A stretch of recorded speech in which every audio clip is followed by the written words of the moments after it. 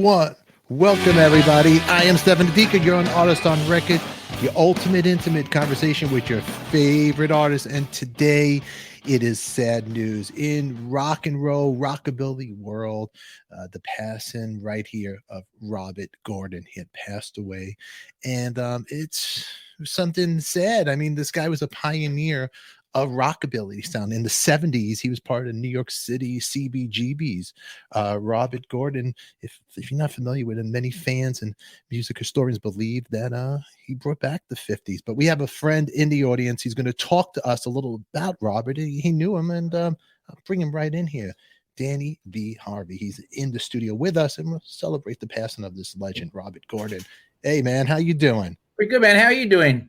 I'm doing pretty good. I put my glasses on so I could see you better, man. You're looking pretty well, Danny. I haven't seen you, I think, since the Viper Room. I think the last time I played with you. And I'm going to introduce you to everybody in the audience really quick. This is Danny B. Harvey. And Danny B. had a band called Headcat with the legendary Lemmy of Motorhead. It was a three-piece. And on the kit, on the stand-up, was our friend from the Stray Cats, Slim Jim Phantom. So welcome, my friend, to the show. Man. And it's first sad day to be talking to you, but I'm glad to see you, though.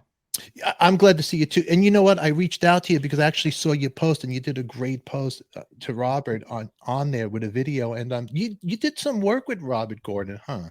Yeah, well, I've known Robert forever, like being part of the rockabilly scene in the early '80s with the Rockettes. But right before COVID, like in 2019, we did an album in Austin.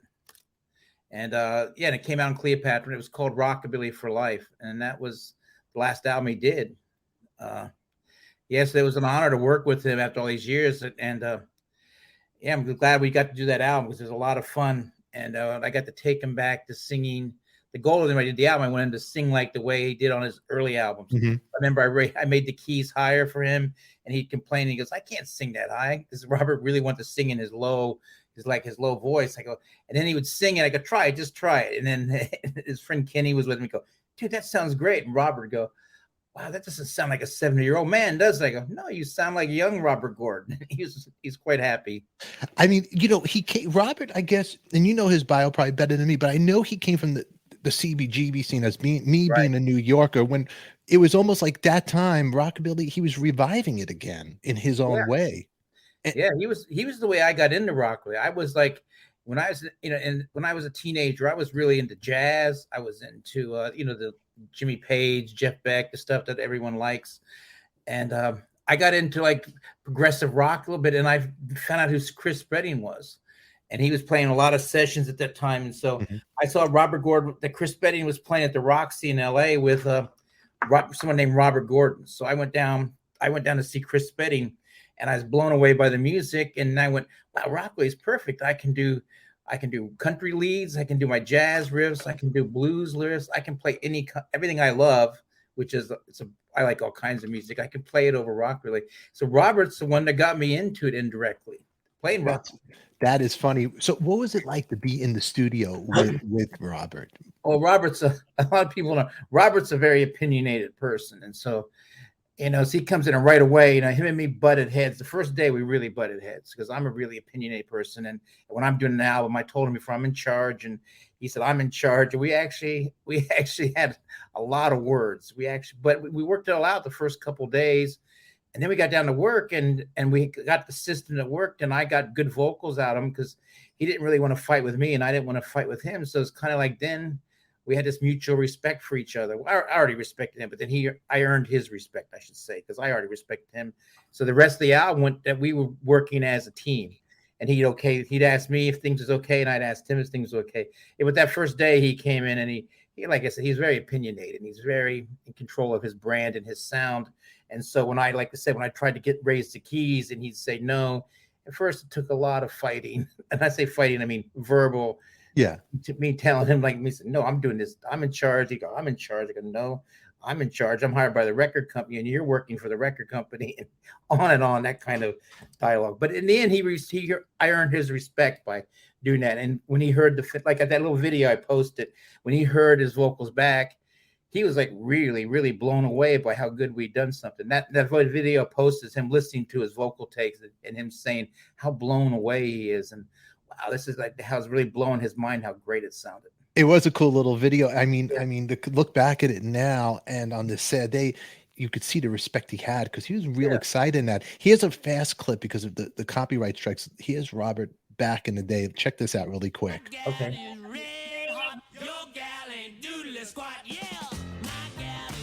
Cool, man. I mean, cool cat, man.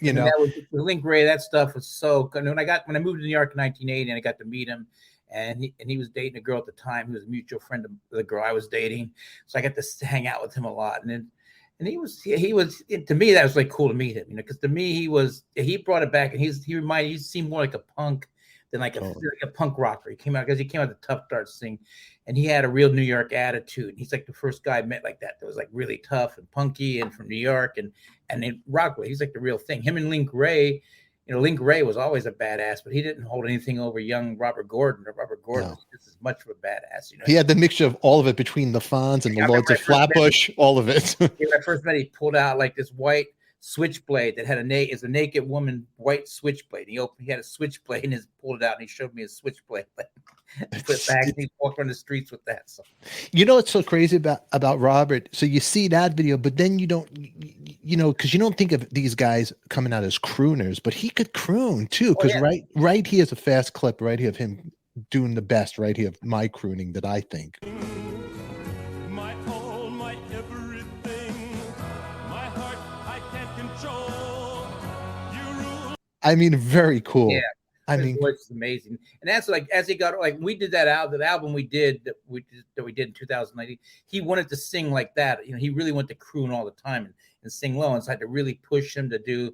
At first, I mean, it didn't take. I mean, when I say push him, it didn't take. The guy had it in him. It take more like just say no, we're doing it this way, and he could do it. And then so I don't really say push him. He had it in him, and he really enjoyed singing rock and roll. And so but at first he just wanted to sing. He wanted to pick some songs that featured him singing in a lower voice and ballads because he has such a great voice. And beautiful voice. What was he listening to when you were working? Did he have like? When I was working with him, he's really. We didn't listen to anything except the stuff we were working on, and he didn't really talk. He didn't seem to be that aware of modern stuff, but we listened to that stuff, and we told a lot of stories and stuff, and him and me, we'd work and we'd celebrate a little bit after work with some drinks and stuff, and so, and then he'd tell me more stories about the old days. But we shared. I was a lot of it in the 80s.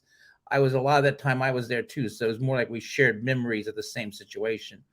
And the really interesting thing I found out from that session about the early days is when he first went to do the Rockaway things, he went to Richard Goddard, who produced my first band, and Richard Goddard and me are still friends. I have actually done work for him in the past couple of years, but he told Richard he wanted to sing some like rockabilly stuff and do this and so Richard got Johnny Thunders to play guitar. And another in the rhythm section that wasn't Rob Stoner and Howie Wyatt, is that the original guys? But he went into the studio with Johnny Thunders, like playing guitar. Wow. And they did like some demos, and it's mainly because of the New York the Heartbreakers at the time. Robert really couldn't use Johnny Thunders, and so when I found that out, I asked Richard, got in touch with Richard, and I said, "Where are those demos?" And he said, "Dude, I don't know where they are. I have no idea. They've been lost in time." But I go, "Man, if you could unearth those recordings with Johnny Thunders and Robert doing rockabilly songs in 1976, I think the world would go crazy." Oh my God. I mean, I never knew about that. Neither did I. Robert mentioned it. Then Richard backed up. Richard said, "No, I don't have those. I lost a long time ago." That is so crazy. They're just mainly supposed to be demos, not just to see if it worked.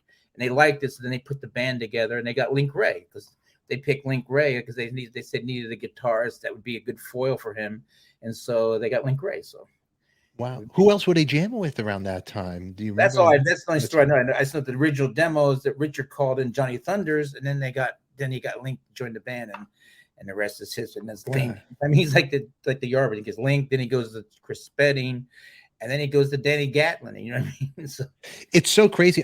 That you say the Thunders thing, because Thunders, a lot of his roots too, do a lot of doo-wop too, and he had that Dion thing, and just to hear those two, whatever they could come up with together, would have been magical. Oh, man, Richard says he doesn't know where those demos are. What a shame. And Robert, I don't think Robert, if Robert would have held on to it, he probably would have sent me a copy of it. But man, I just hope somebody somewhere could unearth that and upload it. I'd love to hear it. Like, wow, that's crazy. Now, would he come to your gigs too? Would Robert ever step out of his zone? Back in the early days, like in the early 80s, when the Rock Hats were working and Robert Gordon was working, if we were playing like at the Ritz, if he's in town, he'd show up, which, by the way, back then we worked so much, it wasn't often. And the same thing, I remember going to see him with Danny Gatton once at the Ritz, and me and Smutty, our bass player, sitting on the side of the stage, watching the whole show with his manager from the side of the stage. Like, so we go see him, but that particular time in the early 80s, we were both on tour all the time. But it's then over the years, we lost touch with people. And I think, so the only time I'd see Robert, like I saw him in Green Bay at a festival once. I saw him in France at a festival once. I'd run into him around, but plus then by then I knew Chris Spedding as well, so I'd run into them different places, and it was never going to each other's gigs anymore. It's mainly now we're getting older and we're in festivals together. You know? But you know what? I guess you don't realize it back then, the history that you're in the midst of it all, because when the same here and. Even when we would do gigs with the old Star Effort band at the Viper, and then we'd play with you guys, right? I never realized like the history, even with what you got going on yourself, right? And when you talk about Richard, he's a legendary producer, but he's behind these songs like "Hang On, Sloopy," My Boyfriend's Back, "I Want Candy." These are major songs that were part of an era, and these stories are just so lost. And even you watch that video clip of Robert and you talking, he's just talking like a normal guy. He's sitting there very casual and just like, I can't believe I knocked out all these songs and this many times in your video clip. And it's like, you go back to these videos and you forget this cat. And he also did a band with Slim Jim and Glenn Matlock. They did that tour.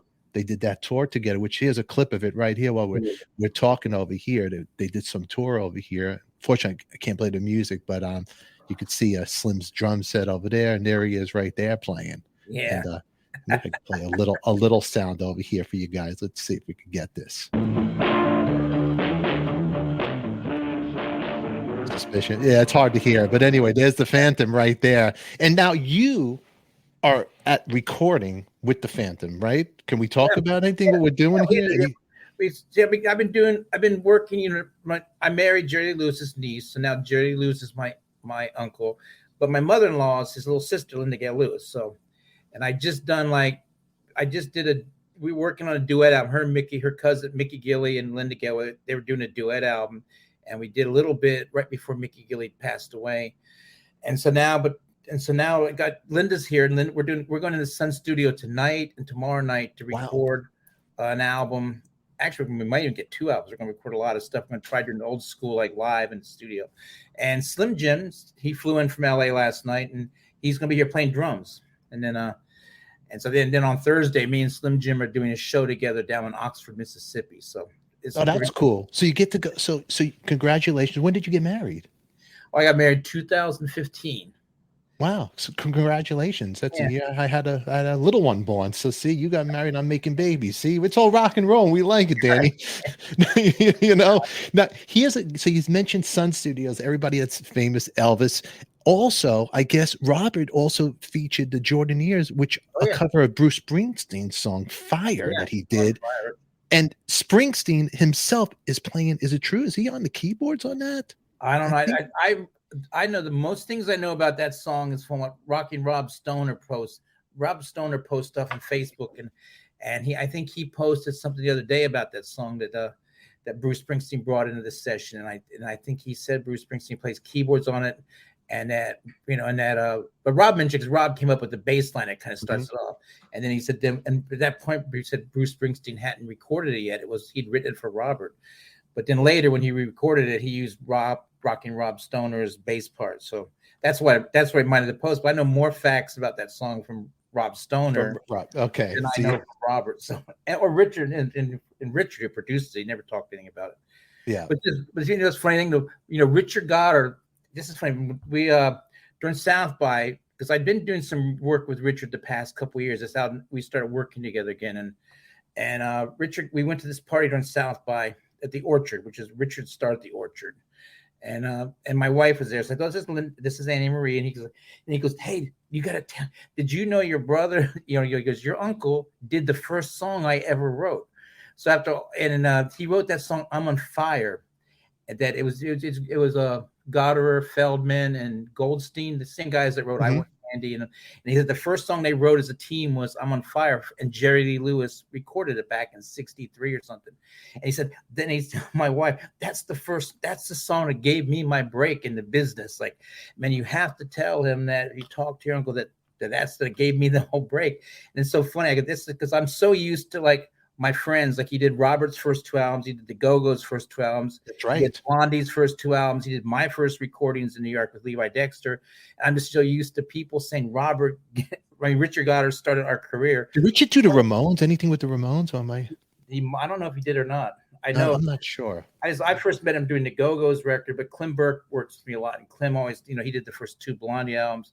So it's funny to hear Richard say, you have to tell your uncle that he gave me my start in this business. That's pretty wild. That's when was called I'm on Fire, which is funny because Robert did it. I mean, yeah, Robert did the song Fire by Bruce Springsteen. The Bruce Springsteen one. It's funny when you mention even Chris Spedding. It's funny because when I played with Dee Dee Ramone, we did motorbiking. And I wasn't familiar really much with the rock, but it's a great song. And Dee Dee was adamant about it. Let's do it. And he was a big Spedding fan. And we would it would be the opener down the Queens Highway. I mean, just the history to be around all these cats. It's incredible. And even tonight, you're over there recording at to me, it's the Abbey Road of American rock and roll, son. Right. You think about it. That's all the history there. It's really fun. It's fun that Jim's here. And Jim was here 3 months ago. Wyona Judd wanted to do a single at Sun, and her husband or boyfriend, he's a drummer, but they wanted to get Slim Jim to play drums. They flew Slim Jim in to do this like Rockabilly track. So Jim has just recorded there 3 months ago. So when I was going through, like, since I'm producing, I was working with the engineer over there at Sun, and I said, did you do the session with Wyona? He's like, oh yeah, I was the engineer in that. And I go, oh, then you know all how to set up Slim Jim's set. He goes, oh yeah, I've got it all wired. I know exactly how to set up his drums. That's wild. And that is cool. So Danny, now you're working on this new record, and everybody here, this is Danny B. Harvey. You got to check. I'm going to put links for Danny's projects down below. But are you doing something with your wife too? You do a project with her as well? Well, me and my wife, we put 2 albums out together, and we're doing the third. We're in the process of actually we did 3 albums together, 1 EP, 2 albums, and we're finishing up the third album. We've been so busy like this past couple of years because I did the Robert Gordon album. I did the album with the singer from 69 Eyes. I did the duet. I did a Mickey Gilley and Ann Margaret duet that came out earlier this year, and I have a Sammy Kershaw album I'm working on, and I'm doing the Linda Gale albums we're working on, and this is just a lot of stuff. That's a lot of stuff. I did the Dale Watson album that came out 2 months ago. I did Dale Watson's 2 albums. So. Wow. And so Ann Margaret, which Adam Hamilton was working on that. Yeah, Adam was, because Adam did her vocals, so I was actually sending the tracks to. He was sending me her vocal tracks, and I was sending him the backing tracks. So we were working together because he was actually doing the vocals out in LA because there's no way to get her to come to Texas for a couple of songs. Yeah, Adam I work with. And what's a funny story back to Robert, like when we did this album, when we did the album, we cut everything live, pretty much live, and we did the whole album with me playing guitar and this rhythm section from Austin and Robert singing. And Robert loved it. He took it around. I gave him rough mixes. He took it around the world for like a year. But the goal all along was to get special guests. So at one point we got, we went and got like Dave Alvin to play on it. We got James Williamson. We got Chris Spedding to do a song and stuff. Wow. But he got Albert Lee to play. So he had to do it out in LA. So he went to Adam Hamilton's studio. I sent Adam the backing track, and he had Albert Lee play along. So he took a video for me. So I sent the video to Robert. I go, here's Albert Lee playing a solo in your song. And the video, it's where you can hear Robert singing, and you see Albert Lee jamming along, and he does the solo. And I sent it to Robert, and he gives me like this compliment. And he says, hey, that's really good, but make sure you put it down in the mix because I like your guitar solo better. I go, what? I'm not going to put Albert Lee down and mix it. Albert Lee says, I like your guitar solo better. So we're going to, I go, So in the end, when we did the album, it's finally all done. I don't know if the album came out and it's all special guests, but the CD, Robert, and it's fun. I mean, it's not a backhanded comment, but it's funny. It's like, I don't like the album, the new album. And we had, like I said, we have Dave Al, we have all these special guests. He goes, I like the stuff we did, just us. I like your guitar playing. So he insisted to the record company, if you have the CD, to put the whole album, what they call the rough mixes, on. Besides the album I produced with all the special guests, he went to put all the rough mixes I did with me playing all the guitars. So it's cool. It was a compliment, but at the same time, it's a drag. He didn't like all the special guests. But I said to him, you don't like Chris Betty? He's like, well, Chris Betty's okay. I go, you don't like Steve Cropper? He goes, Steve Cropper's okay, but I like your guitar. But wait, there was a lot of special guests on the record. You had Cropper. Every song had a special guest on it. Paul Schaefer, right? Dave Alvin, Clem, which we said Dave Alvin was on it. Kathy Valentine, Rosie Flores was on it, right? Miguel Lewis and James Williamson from the Iggy Pop, the Stooges, was he on it? He's on the lead off track. I really like the solo. He did a lot.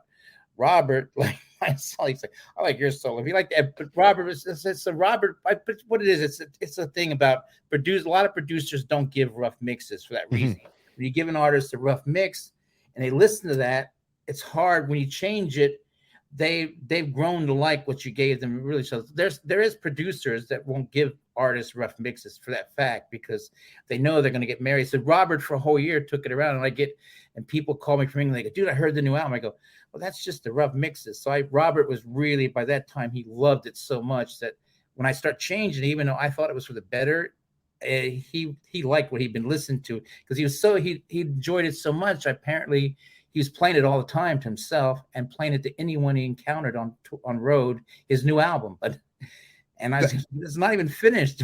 We got special guests on every song. He was just excited about it. So it's like you re-energized him. But so it's a cool compliment. He says, I like your guitar playing better. I like what we did better. But at the same time, I go, come on, why don't you like all these special guests? And one of my favorite, like I said, and we had like Dave Alvin did an amazing solo on it. I thought it was great. And every song has a special guest on it. Now, is that Rockabilly for Life? Is that what it's called? Rockabilly for Life, yeah. For Life. Then that's on Cleopatra. I'll make sure links are down below, because everybody watching, please, you got to check out all this good music. And he also acted. He was an actor as well. Which was Willem Dafoe's, I believe it could have been his first role. Yeah, I've heard that. And I know that, Catherine Bigelow, who won the Oscar for directing The Hurt Locker, and also she directed. That was one of the first films she directed. Wow. And when I first met her, like I asked her, this is before it's on DVD or anything, and I said, can I get a copy of that on VHS? I was asking her for a copy of it, and she got me a copy of it. This is that's cool. We have comments down here, over here. They're just posting, seen Robert at the last Roadhouse in Minneapolis back in the 2000s. Oh, wow. Yeah, wow. David. You know what? Actually, Danny B, and I'm going to give Danny some credit. And for people who don't know Danny or do know Danny, when you were doing the Head Cat and with Slim Jim and Lemmy was so in love with your guitar playing. I remember Jim telling me that as well too. Yeah. He was a big fan of your playing. And I know we're talking about Robert, but I got another legend is Lemmy, and I remember he'd come to the Cat Club and we jam, and he'd only want to do Chuck Berry songs, never Motorhead. He'd pick up the mic and want to sing Johnny Be Good or Back in the USSR, Beatles song. But playing with this guy and just the respect he had for you, what was that whole experience like? That's cool. When I moved in 1980, I moved to London with Levi Dexter, and we lived in London for like over a year. But when I first met Lemmy, and I said before I got into rock and roll, Chris Betty and Robert Gordon kind of got me into rock and roll. But I was listening to like the progressive rock, so I was a fan of Hawkwind. When I was like 13, I had Live Space Ritual, so I knew all about Lemmy's career. And I hadn't really listened to Motorhead at 1980. I guess at that point they only had 2 albums out. But he came down to Dingwalls to see me, to see me and Levi play. So I went over and introduced myself, and we kind of became friends. And whenever we would play, me and Levi learned how to play Motorhead Baby, the Johnny Guitar Watson song, just so if Lemmy showed up at our gig, we could dedicate the song Motorhead Baby to him. And so Lemmy would come to our show. And that's sort of how Slim Jim, that's sort of how he met Lemmy too. He showed up at a Stray Cats gig, and they're going, that's Lemmy. And he was a big fan of that music since I first met him. So over the years, I'd see him in New York, I'd see him in LA, but it wasn't until like, I guess 99, me and Jim had a band of Swing Cats with Lee, and we did down. We brought him and Johnny Ramone in to do a couple songs together, and we did one song with Lemmy and Johnny, but then the next song, and we'd done Johnny the day before, so they weren't in the studio together. But then Lemmy goes, I can't sing, this is the wrong key. So he goes, you grab a bass, I'll grab a guitar, and Jim on the drums, and we cut a couple songs. And Lemmy said, let's start a band. So then it was like kind of cool, but Lemmy just liked that music. He loved that. He loved that the way I play it. And it's funny, when we do shows sometimes, he'd always listen to the tape, and I'd be driving around in my Honda, and he'd play the shows, and that'd be like during Crossroads, his last song is set. Sometimes I get credit, and I do some flashy, fast beats, and he'd look at me and go, Dan, why are you playing so fast? I went to, he said, don't like it. Another time, I remember another time we played this show we opened for the Damned, and I had a Bigsby, so we were doing a Big River. I go down, down, down, down, down, down, down, down, like that. And I did the next day. Oh no! So we played it. We played it. I take that. We played the Roxy. The next day we were playing it an earlier show at the Damned. So I left him at 2 a.m. I saw him the next day at 1 in the studio, and he goes like, Dan, why were you detuning last night? And I go, what? I go, you listen to the show? He goes, yeah, I listened to the show. He goes, Big River, you were detuning. I go, no, I was using my Bigsby. So he would like listen to everything, and he would. I mean, this is like only 8 hours later, he'd already like analyzed what I'd played, and he said, I go, no, I was going down, down, down with my Bigsby. He's like, don't do that, man. I like it better when you just play the way you normally play.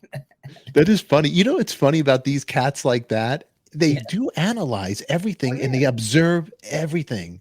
Yeah, from everything, from the guitar playing, the bass playing, what you're talking about. They just analyze everything, huh? It's weird.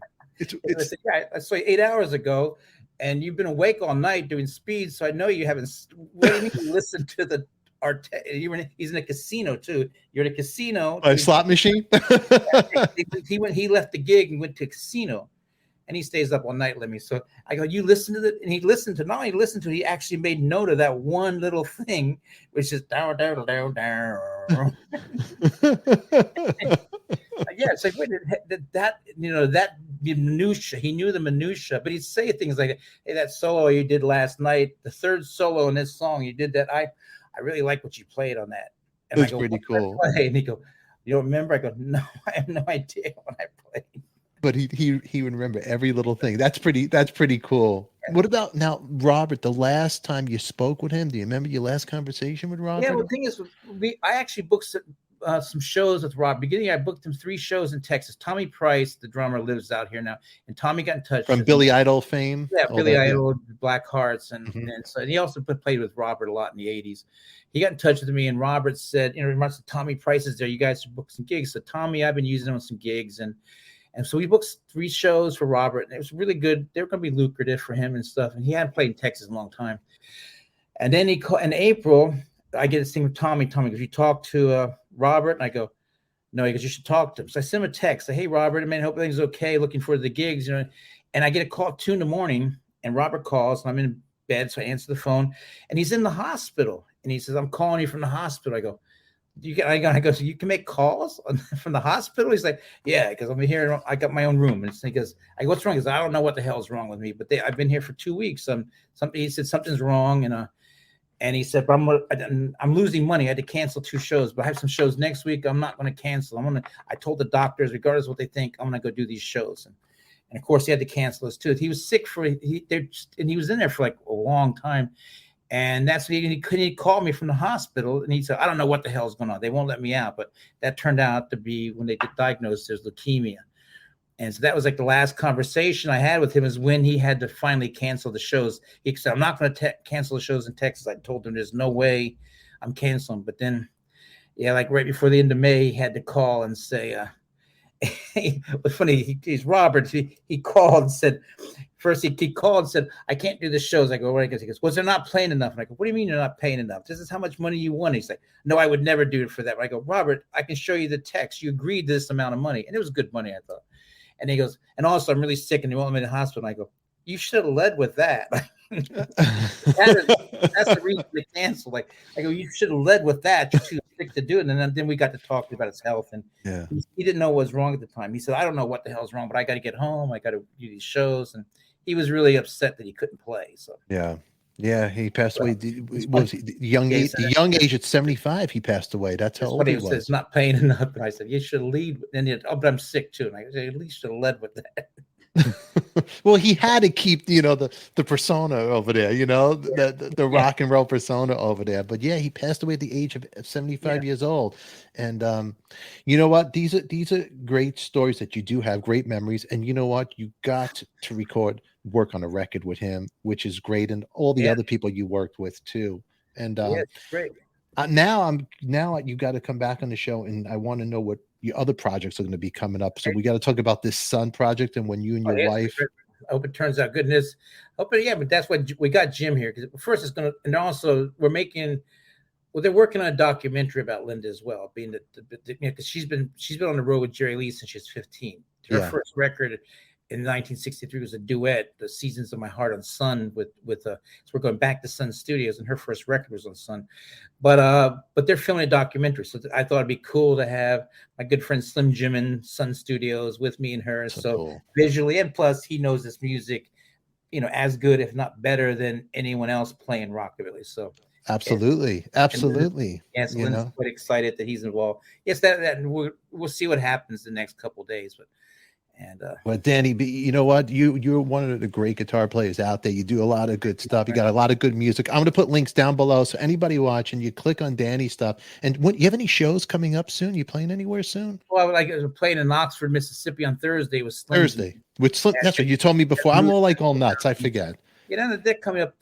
I'm playing out for people close to LA. I'm playing on November 19th.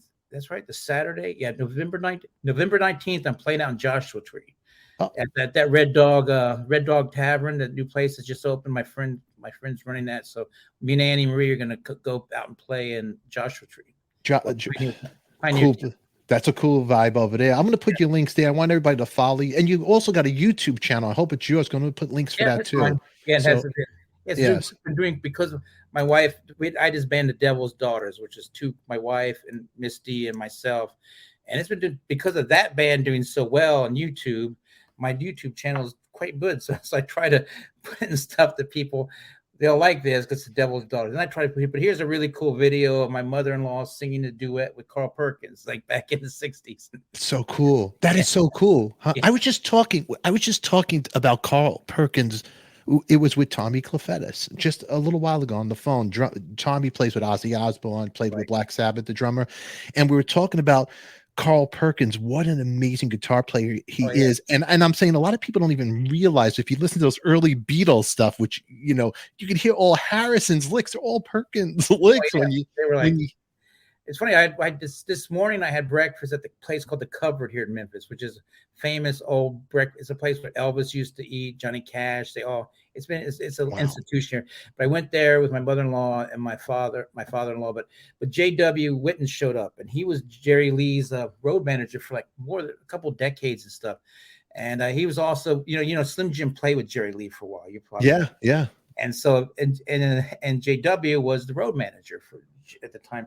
So we start talking about, we start talking about Slim Jim, they're friends and stuff. And then we got into the whole thing about rockabilly. And he said, Jerry, and he goes, because Jerry doesn't like to be called, he doesn't like the word rockabilly associated with his music at all. He doesn't like that word rockabilly. So Linda Gale goes, I know. He always told me he doesn't like to promote his rockabilly and stuff. And so I said, what do you think about this, having a drummer in the Stray Cats in the band? He goes, well, he liked it, but we weren't allowed to talk about the Stray Cats because of the rockabilly connections. They liked Slim Jim a lot. And then he went, but to me, he goes, I think the best rockabilly artist ever was Carl Perkins. To me, he did. I go, and we had this exact conversation, like you said. I go, exactly. He's the one that influenced everyone. And I said the same thing. And he went, the Beatles, the Rolling Stones, everyone, they follow Carl Perkins' lead. Absolutely. And I go, a lot of people don't know that. It's these, and it's right. It's also, and you hear those early Beatles stuff. If you listen to Help and the bass lines, it's the country, because it all came from the country R&B. Worship him in. Yeah. I mean, crazy. I mean, everybody. I mean, to this day, Keith Richards has his backstage a big picture of Jerry Lee right there by his boombox, which is really cool, and his little shenanigans, whatever he has going on It's a over little there. shrine. And he has I that. mean, And he has that cool picture. He always has that same picture, Jerry Lee. He's on That's right. stage and he has the whiskey glass balanced on his mic stand. I go, imagine this, you're doing a show and you're more concerned about balancing your whiskey glass on top of your mic and what you're going to sing next. Oh, I remember living in New York City right before I moved to Los Angeles, and I was working at Circus Magazine. It must have been in like around 90 or 89, and Jerry Lee was supposed to play, but it was canceled for some reason. I think he didn't feel good or something. And I was so bummed. I'm like, oh man, I wanted to see Jerry Lee because, I mean, come on. Yeah. One of the originals. I mean, man, what a monster on the keys. When you watch him on the keyboards and his hand, his style, and his vocals, and the way his chops on the piano, it doesn't get better than that, man. You like listening to his stuff. I mean, I always appreciate Jerry Lee because he's always like a real, he was always a real rebel, real rock and roll guy. A total rocker. You're almost scared of him. He's so cool, Now, but I've listened no more. I listen like, oh, wow, some of the stuff he played is quite complicated as well. It's technically, besides the fact he's standing on top of the piano playing backwards, and when there's trying to light it on fire, the stuff he's playing is quite complicated. Totally complicated, but he kept the groove. Always never lost the groove. Always had it going on. Incredible. I mean, these are great. You got to come back. Look, I have in the comments over here, we got Debbie Moeller saying, Danny has to come. Please come back, Danny. I got to have you come back, and we'll bring your bride. We'll talk about what you guys are talking. Let me tell you something. If YouTube is telling they want to hear you and your bride and the band, I mean, I think you might have to listen to them and maybe hit that go on the road with that. You never know, Yeah. Your wife's going to listen to this. She goes, listen to this Stefan guy. He's right. Happy wife, happy life. Okay, Danny? Hey, man, this is great. But, man, thank you for popping on at the last second, man. It's actually great to see you. We'll tell you, man. Yeah. You have to tell me everything you're up to, too. I catch up. It's been a while, man. We have to catch up, and I'm going to give you a call anyway, and I'll put all the proper links. We'll have everybody go click on what you're up to, and please follow my man Danny over here. Great guy, great guitar player, and got to work with a legend, Robert Gordon, and many others. Nancy Sinatra, didn't you? Right? You played with a lot of people, didn't you?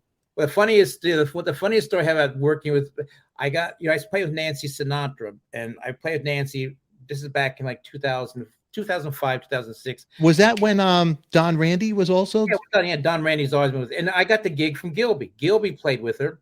And Gilby couldn't do the show. And so I was doing a session over at Gilby's house. And he said, you read music, right? And I go, yeah. And he said, hey, do you want to go fill in with me do you want to fill in with me for Nancy? And I go, yeah. So I went in and I walked into that. I remember I went to the rehearsal and Nancy goes, okay, you have to promise me if you get this gig, you're not going to quit like Gilby. And I go, oh, I have to use the bathroom. And I called Gilby and I go, dude, what's going on, man? I'm subbing for you. He goes, oh, no, man, we're not working good. You take the gig. You deserve it. I go, I'm just too busy to do it.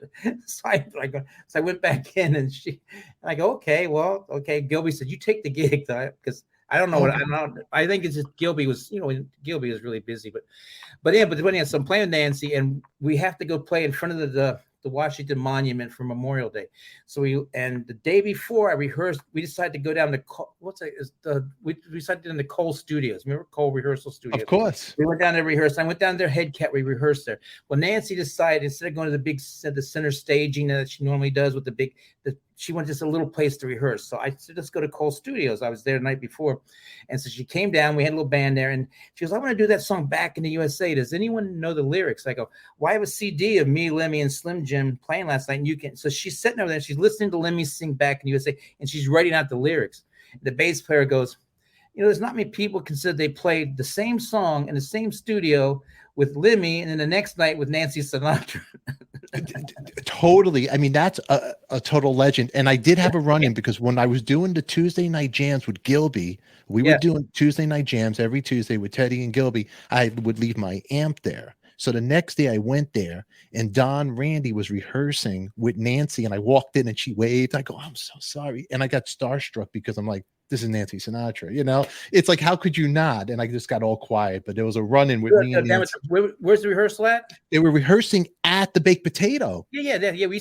We used to rehearse in the daytime, and I remember the first. I wonder if I walked in and you were there then. We didn't do it that often, but we did it sometimes. And I remember the first time I did, I told Don Randy I used to come down here and see Larry Carlton and leave when I was a teenager. I'd see yeah. And then so Don's going, hey Nancy, Danny says he used to hang out here all the time. He used to come to my club.